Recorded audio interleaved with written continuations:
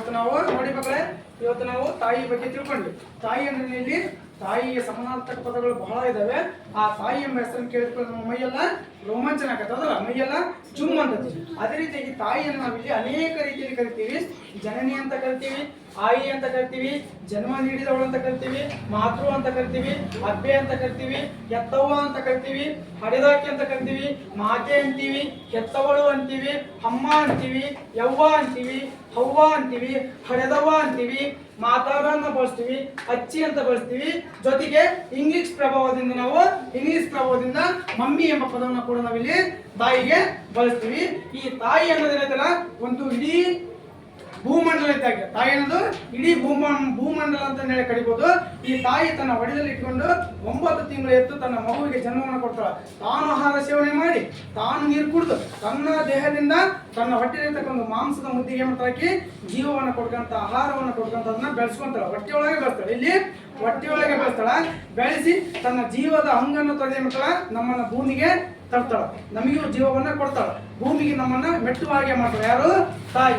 ಈ ತಾಯಿಗೆ ನಾವು ದೇವ್ರನ್ನ ಎಲ್ಲೆಲ್ಲ ಹೋಗ್ತೀವಿ, ಪಾದಯಾತ್ರೆ ಹೋಗ್ತೀವಿ, ಆ ಗುಡಿಗೆ ಹೋಗ್ತೀವಿ, ಈ ಗುಡಿಗೆ ಹೋಗ್ತೀವಿ, ಆ ಮಸೀದಿಗೆ ಹೋಗ್ತೀವಿ, ಈ ಚರ್ಚಿಗೆ ಹೋಗ್ತೀವಿ, ಇಲ್ಲೇ ಹೋಗ್ತೀವಿ, ಲೋಬನ ಹಾಕ್ತೀವಿ, ಬುದ್ಧಿ ಕಡ್ಡಿ ಬೆಳಿತೀವಿ, ಕಾಯಿ ಬಿಡ್ತೀವಿ. ಆದ್ರೆ ನಾವು ಈ ತಾಯಿಯನ್ನ ದೇವರನ್ನ ನಾವು ಇಲ್ಲಿ ಮರ್ತು ಬಿಡ್ತೀವಿ, ತಾಯಿಯನ್ನ ದೇವ್ರನ್ನ ಮರ್ತು ಬಿಡ್ತೀವಿ.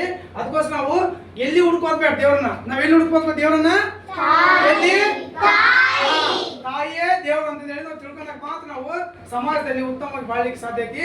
ಈ ತಾಯಿಯಲ್ಲಿ ನಾವು ದೇವರನ್ನು ಕಂಡಾಗ ನಮ್ಮ ಜೀವನ ಸಾರ್ಥಕ ಆಗ್ತೈತಿ. ಅದಕ್ಕೋಸ್ಕರ ನಾವು ಪಾದಯಾತ್ರೆ ಹೋಗೋದು, ಆ ದೇವ್ರಿಗೆ ಹೋಗಿ ಮುಡುಪು ಕಟ್ಟೋದು, ಈ ದೇವ್ರಿಗೆ ಮುಡುಪು ಕಟ್ಟೋದು, ಆ ಅಲ್ಲ ಸ್ವಾಮಿಗೆ ಲೋಬನ ಹಾಕೋದು, ಈ ದುರ್ಗಮ್ಗ ದೀಪ ಹಾಕೋದು, ಏನೇನೋ ಮಾಡ್ತೀವಿ, ಅದಲ್ಲ.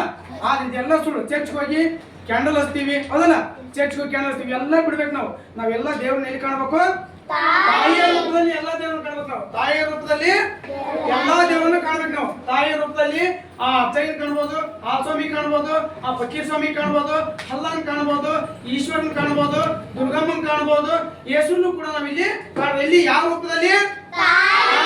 ತಾಯಿಯ ರೂಪದಲ್ಲಿ ನಾವು ಎಲ್ಲಾ ದೇವರುಗಳನ್ನ ಕಂಡು ಅವಾಗ ನಮಗೆ ದೇವ್ರು ಏನ್ ಮಾಡ್ತಾರ? ಅಸ್ತು ಅಂತಾರ. ಯಾವಾಗ ತಾಯಿಯನ್ನು ನಾವು ದೇವ್ರ ಅಂತ ಕಂಡಾಗ ನಾವು ಎಲ್ಲಾ ದೇವರುಗಳು ಏನ್ ಮಾಡ್ತಾರೆ? ನಮಗೆ ಅಸ್ತು ಅಂತಂದೇಳಿ ಆಶೀರ್ವಾದ ಮಾಡ್ತಾರೆ. ಯಾವ ರೂಪದಲ್ಲಿ? ತಾಯಿಯ ರೂಪದಲ್ಲಿ ನಮ್ಗೆ ದೇವರುಗಳ ಆಶೀರ್ವಾದ ಮಾಡ್ತಾರ. ತಾವೆಲ್ಲರೂ ದಯಮಾಡಿ ನಿಮ್ಮ ತಾಯಿಗೆ ಗೌರವವನ್ನು ಕೊಡ್ರಿ, ಆ ತಾಯಿಯನ್ನ ಪ್ರೀತಿಸಿ, ತಾಯಿಯನ್ನ ಆರಾಧಿಸ್ರಿ ಅಂತ ಹೇಳ್ತಾ ಈ ಪದ್ಯ ನಿಮ್ಗೆ ಅರ್ಥ ಆಗಿದ್ದೇನೆ? ಅರ್ಥ ಆಗಿದಾವಲ್ಲ? ಯಾವುದೇ ಕಾರಣಕ್ಕೂ ನೋಡಿ, ತಾಯಿಯ ಪಾದದಡಿಯಲ್ಲಿ ಏನೈತಿ? ಸ್ವರ್ಗ ಐತಿ. ಏನೈತಿ? ಯಾರ ಪಾದದಡಿಯಲ್ಲಿ? ತಾಯಿಯ ಪಾದದಡಿಯಲ್ಲಿ ಸ್ವರ್ಗ ಐತಿ. ಅದಕ್ಕೋಸ್ಕರ ನೀವು ಪ್ರತಿದಿನ ನಿಮ್ಮ ತಾಯಿಯರಿಗೆ ನಮಸ್ಕಾರ ಮಾಡ್ರಿ, ಕಾಲಿಗೆ ಬಿಡ್ರಿ, ಅವ್ರ ಆಶೀರ್ವಾದ ತಗೊಂಡ್ಬಂದ್ರ ಯಾವ ದೇವ್ರು ಬೇಕಾಗಿಲ್ಲ. ಎಲ್ಲಾ ದೇವ್ರು ಎಲ್ಲಿ ಐತಿ? ತಾಯಿ ಹತ್ರ ಅದಾವ. ಎಲ್ಲಾ ದೇವ್ರು ಎಲ್ಲಿ ಅದಾವ? ಹಾಗಾಗಿ ತಾವೆಲ್ಲರೂ ತಾಯಿಯನ್ನ ಬಹಳ ಗೌರವಿಸ್ರಿ, ಪ್ರೀತಿಸ್ರಿ, ಅವರನ್ನ ಗೌರವಿಸಿ, ಆಶೀರ್ವದಿಸಿ, ಆ ಆಶೀರ್ವಾದ ತಗೊಂಡು ಆ ತಾಯಿ ಹತ್ರ ನೀವು ಪ್ರತಿದಿನ ನಿಮ್ಮ ಕೆಲಸಗಳನ್ನ ಚಾಲೂ ಮಾಡ್ರಿ. ನಿಮ್ಗೆ ದೇವರು ತಾಯಿ ರೂಪದಲ್ಲಿ ನಿಮಗೆ ಒಳ್ಳೆಯದನ್ನ ಮಾಡ್ತಾನ. ಎಲ್ಲಾ ದೇವ್ರು ಕಾಣೋದು ತಾಯಿ ಹತ್ರ ಅಂತ ಹೇಳ್ತಾ, ತಾಯಿನೇ ದೇವರು ಅಂತ ಹೇಳ್ತಾ ಈ ಪದ್ಯ ನಿಮ್ಗೆ ಅರ್ಥ ಆಗಿದೆ ಅಂತ ಹೇಳ್ತಾ, ಅರ್ಥ ಆಗಿದ್ದಾನೆ? ಅರ್ಥ ಆಗಿದೆ ತಾಯಿ ಬಗ್ಗೆ? ತಾಯಿನ ಗೌರವಿಸ್ತೀರಾ? ತಾಯಿನ ಪ್ರೀತಿಸ್ತೀರಾ?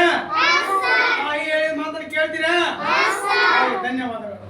ಇಷ್ಟೆಲ್ಲ ನೀವು ತಾಯಿ ಬಗ್ಗೆ ತಿಳ್ಕೊಂಡು ಅಂತ ಹೇಳ್ತಾ ಈ ಪದ್ಯ ನೀವು ಮುಗಿಸೋಣ. ನಾಳೆಗೆ ಪ್ರಶ್ನೆ ಉತ್ತರವನ್ನ ಬಳಸೋಣ. ಧನ್ಯವಾದಗಳು.